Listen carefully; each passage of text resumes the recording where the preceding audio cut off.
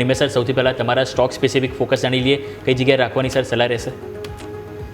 ઓટોમોબાઈલની અંદર આપણે જોયું છે કે ઘણો સારો રનઅપ આવી ગયો છે અને પર્ટિક્યુલરલી હજુ પણ સારું સ્ટ્રેન્થ દેખાઈ રહ્યું છે. એની અંદર જોવા જઈએ તો અશોક લેલેન્ડનું કાઉન્ટર મને ગમી રહ્યું છે. સ્ટોકે જે પ્રમાણે ગઈકાલના સેશનની અંદર એક ફ્રેશ બ્રેકઆઉટ આપ્યા હતા વિથ સ્ટ્રોંગ વોલ્યુમ અને ઓલ ટાઈમ હાઈ ઉપર ટેસ્ટ કર્યું હતું. હું માનું છું કે જે પ્રમાણે એઝ અ સેક્ટર છે અને જે પ્રમાણે સ્ટોકે પરફોર્મ કર્યું છે, આગળ જતા આ પરફોર્મન્સ કન્ટિન્યુ રહી શકે છે.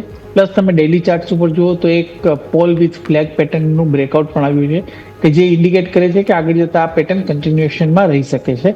એટલે અશોક લેલેન્ડની અંદર હું ખરીદી કરવાની સલાહ આપીશ. નીચેની તરફ 120 રૂપિયાનો સ્ટોપ લોસ રાખવાનો રહેશે અને ઉપરની તરફ પોઝિશનલ બેઝિસ ઉપર મારું માનવું છે કે 165 રૂપિયા સુધીના લક્ષ્યાંક આવી શકે એવી પોસિબિલિટી દેખાઈ રહી છે.